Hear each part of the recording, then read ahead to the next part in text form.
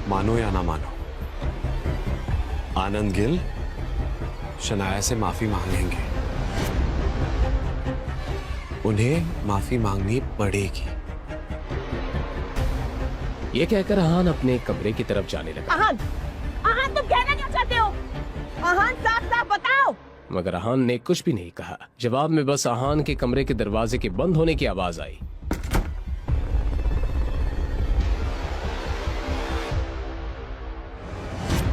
जब शौर्य और नीरज गिल बिल्डिंग के अंदर आए, वो दोनों थोड़ा नर्वस थे, मगर दोनों बाप बेटे इस तरह दिखावा कर रहे थे मानो पिछली बार जिल्लत कभी हुई नहीं थी। नीरज गिल ने शौर्य से कहा, बेटा, हो सकता है कोई प्रेजेंटेशन मिल रहा हो, और हो सकता है कि हमें हर्ष मेहरा को मिलने की नौबत ही ना आए। अपने पापा की ये बात सुनकर शौर्य को कंफर्टेबल फील हुआ। Hello hello sir. Mister Harsh Mehra, please. This way sir. और वो कॉन्फिडेंस के साथ अंदर गया। Mister Harsh Mehra, good afternoon. Please sit. उन दो शक्लों को देखकर हर्ष मेहरा ने बेरुखे अंदाज में दोनों से सवाल करते हुए कहा, आप दोनों यहाँ क्या कर रहे हो? मिस्टर मेहरा, वो कुछ दिनों पहले आपने गिल कंस्ट्रक्शन के साथ में वो कॉन्ट्रैक्ट साइन किया था ना, स्प्रिंग कंस्ट्रक्शन वाला, तो जब मैंने कॉन्ट्रैक्ट साइन किया था तुम वहाँ थे? हर्ष मेहरा के इस बात से कोई फर्क नहीं पड़ रहा था कि नीरज गिल कौन था और उम्र में उससे कितना बड़ा था। वेल, हम दोनों तो नहीं थे उस समय में, मगर उससे क्या फर्क पड़ता है। कंपनी ने प्रोजेक्ट हमें सौंपा है तो आप हमारे पास बेफिक्री के साथ काम कर सकते हैं। ये सुनकर हर्ष मेहरा ने इस तरह रिएक्ट किया मानो कुछ सोच रहा हो। मुझे फर्क पड़ता है कि जिसके साथ मैंने कॉन्ट्रैक्ट साइन किया है मैं उसी से मिलना चाहूंगा। नीरज ने लाचार होकर सवाल किया, मिस्टर मेहरा, आप मेरी मुश्किलें क्यों इतनी बढ़ाते जा रहे हैं? निकल जाओ यहाँ से। और अब मैं मीटिंग तभी करूंगा जब मैं शनाया खुद यहाँ चल कर आएगी। उसके पापा से कुछ नहीं होने वाला था, इसलिए शौर्य ने बीच में बात काटते हुए कहा, एक्चुअली मिस शनाया थोड़ा बिजी है, वो 1 महीने के लिए वेकेशन पे गई है। अब हर्ष कोई बहाना नहीं बना सकता था, लेकिन आगे हर्ष मेहरा ने जो कहा उसे सुनकर दोनों बाप बेटे शॉक्ड हो गए। तो फिर कोई बात नहीं, वो जब वापस लौटेंगी काम तभी शुरू होगा और मैं उनके लिए वेट कर सकता हूँ। क्या आप अपनी पर्सनल प्रॉब्लम के लिए काम को लेट करेंगे?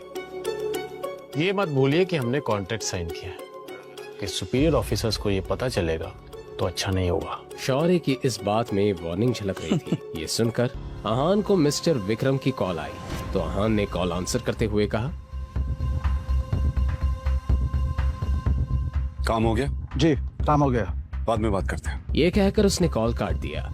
इस वक्त आहान किचन में खाना बना रहा था कि तभी शनाया किचन के अंदर आई और उसने आहान से सवाल करते हुए कहा, आन किससे बात कर रहे थे?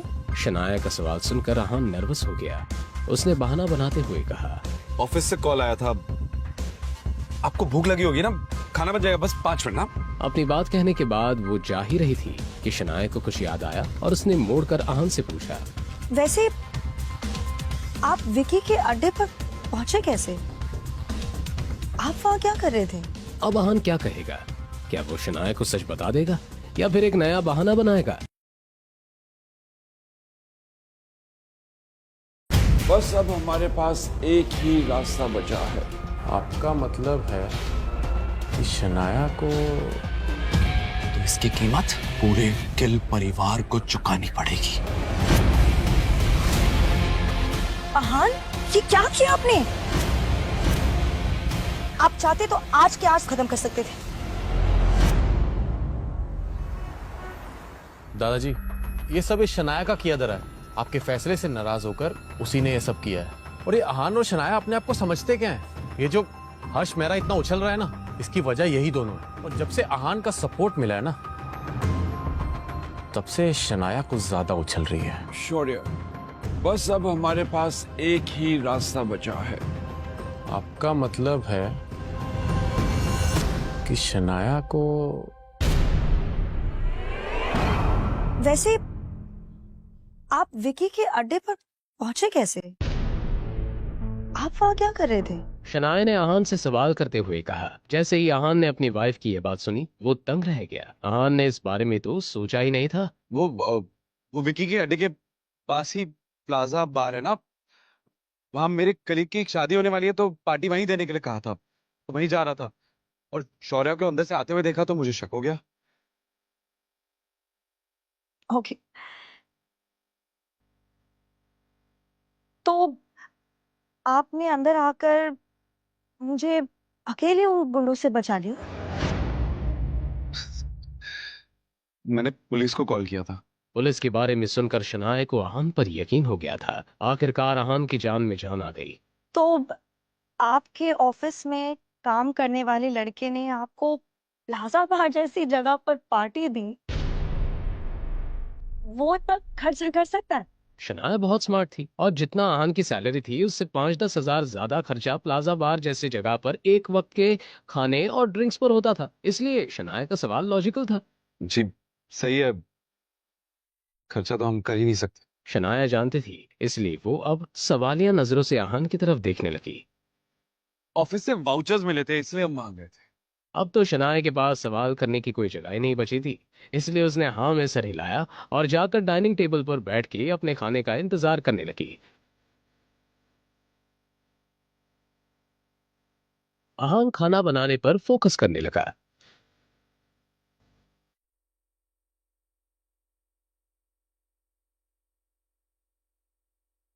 चाहनी निकाल दी थी। थोड़ी ही देर में खाना बन गया। अहान ने शनाया के प्लेट में खाना सर्व किया।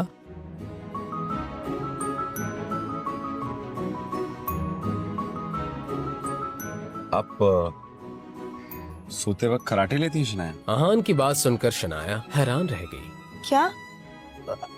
मैं कराटे नहीं लेती, और वैसे भी आपको कैसे पता? आप झूठ बोल रहे हैं। ऐसी बात नहीं थी कि शनाया को याद नहीं था, मगर रात के बीच में जब शनाया की आंख खुली थी तो उसने अहान को अपने पास सोते हुए देखा था। शनाया अहान के सीने पर सर रखकर सोते हुए बहुत कंफर्टेबल भी फील कर रही थी, लेकिन वो इस बारे में अहान को पता नहीं लगने देना चाहती थी। मैं झूठ बोल रहा हूं। कल रात हम साथ में सोए थे और आप इतनी जोर जोर से खराटे ले रही थी कि काफी देर तक तो मुझे नींद नहीं आई। ये अहान खराटों के बारे में क्यों बात कर रहे हैं? मुझे बहुत ही ऑकवर्ड फील हो रहा है। हाँ,